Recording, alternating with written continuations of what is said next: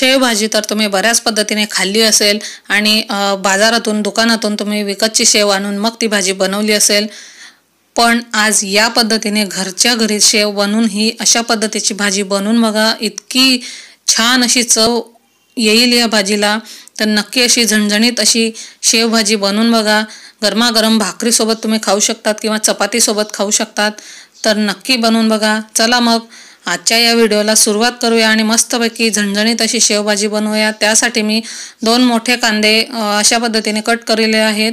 त्यानंतर अर्धी वाटी सुक्या खोबऱ्याचे काप आहेत आणि त्यानंतर 10 ते 12 लसणाच्या पाकळ्या आहेत। तर आता आपल्याला सगळ्यात आधी अशा पद्धतीने हे सुक्या खोबऱ्याचे जे काप आहेत तर ते छान असं आपल्याला भाजून घ्यायचे आहेत तव्यावर आणि लो फ्लेमवर हे भाजायचं आहे। एकदा तवा गरम केला की लो फ्लेमवर भाजायचं आहे, नाहीतर खोबरं तुमचं जळू शकतं। आमच्याकडे अशा पद्धतीने ही भाजी बनवली जाते। तर चुलीमध्ये कांदा आणि खोबरं टाकून ते भाजलं जातं।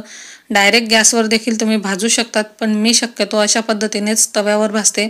आता हे खोबरं आपलं भाजून झालेलं आहे। आता आपल्याला कांदा इथे भाजून घ्यायचा आहे। आता कांदा छान असा भाजायचा आहे। उभा पातळ तुम्ही चिरू शकतात, मी अशा पद्धतीने कट केलेला आहे। आता हा कांदा आपल्याला छान असा मस्तपैकी गुलाबी रंग येईपर्यंत आधी परतायचा आहे। त्यानंतर आपण तेल टाकणार आहोत त्यामध्ये। तर आता हे बघा छान असा हलका गुलाबी रंग आलेला आहे। आता यामध्ये आपल्याला तेल टाकून घ्यायचं आहे आणि तेल टाकून झाल्यानंतर पुन्हा आपल्याला हे भाजून घ्यायचे आहेत कांदे। तर इथे मी आता हे भाजून घेणार आहे। कांदा तुम्ही इथे डायरेक्ट कच्चा देखील घेऊ शकतात, पण अशा पद्धतीने भाजल्यावर केलं भाजी तर खूप छान होते। आता हे बघा इथे कांदा भाजून झालेला आहे, तुम्ही बघू शकतात कितपत मी भाजलेला आहे। आता बघा यामध्ये मी 1 चमचा जिरं टाकून घेतलेला आहे आणि त्यानंतर यामध्ये ह्या लसणाच्या पाकळ्या टाकायच्या आहेत आणि फक्त अर्धा मिनिट पुन्हा यामध्ये हे मिक्स करून घ्यायचं आहे। आणि त्यानंतर आपल्याला इथे बघा हा जो मसाला आहे तर तो काढून घ्यायचा आहे आणि हे कांदे वगैरे थंड झाल्यावर, खोबरं कांदे थंड झाल्यावर मिक्सरमधून वाटायचं आहे। मिक्सरमधून मी हे छान असं बघा याचं वाटण तयार करून घेतलेलं आहे। वाटण तयार करताना आधी खोबरं वाटून घ्यायचं आहे, नंतर त्यात कांदे घालायचे। आता इकडे मी तेल गरम करून घेतलं आहे 2 मोठे चमचे। त्यामध्ये मी आता हे टोमॅटो अगदी बारीक चिरून घेतलेला आहे तर तो टाकला आहे, तो परतून घ्यायचा आहे। तेलामध्ये डायरेक्ट मी टोमॅटोच टाकलेला आहे। तुम्ही इथे टोमॅटो प्युरी घेऊ शकतात, पण अशा पद्धतीने अगदी बारीक कट करायचा आहे टोमॅटो। 1 टोमॅटो मी कट केलेला होता। आता छान असा हा परतून झालेला आहे टोमॅटो, बघू शकतात कलर देखील चेंज झालेला आहे। आता हे वाटण यामध्ये टाकायचं आहे। हे वाटण तयार करताना अगदी कमी पाण्यामध्ये हे वाटण तयार करायचं आहे। जर तुम्ही जास्त पाण्यात केलं तरी देखील चालेल, पण तेलामध्ये मसाला परतत असताना वेळही लागतो आणि त्याचे शिंतोडे देखील उडतात। कमी पाण्याचा वापर केल्यामुळे पटकन मसाला परतून होतो। आता इथे बघा मसाला आपल्याला छान असा परतलेला आहे। अजून आपल्याला 2 मिनिट लागणार आहे। तोपर्यंत इकडे आपल्याला सुके मसाले बघायचे आहेत। 1.5 मोठा चमचा लाल तिखट, अर्धा चमचा हळद, 1 चमचा धनेपूड आणि पाव चमचा गरम मसाला इथं घेतला आहे, तो यात टाकून घ्यायचा आहे। आता यामध्ये टाकून झाल्यानंतर आपल्याला छान असं हे परतून घ्यायचं आहे, पुन्हा मिक्स करायचं आहे आणि तेल सुटेपर्यंत आपल्याला मसाला छान परतायचा आहे। इथे तेलाचा वापर थोडा जास्तच मी केलेला आहे।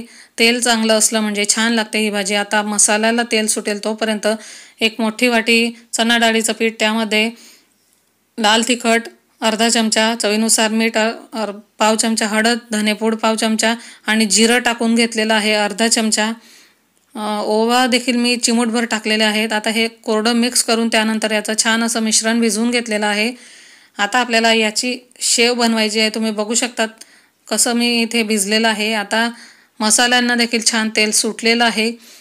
आता यामध्ये आपल्याला थोडं पाणी टाकायचं आहे। तर मिक्सरच्या भांड्यातच मी पाणी घेतलेलं होतं, ते पाणी आधी आपल्याला यामध्ये टाकायचं आहे।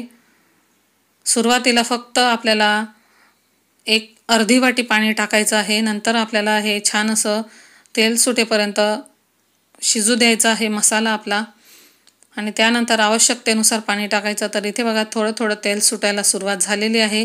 आता इथे आपल्याला बघा आवश्यकतेनुसार पाणी टाकायचं आहे। आपल्याला शेव ही आपण घरची बनवतो आहे, तर त्याला शिजायला देखील वेळ लागतो, त्यामुळे कमी पाणी टाकलं तर ही भाजी पटकन घट्ट होईल।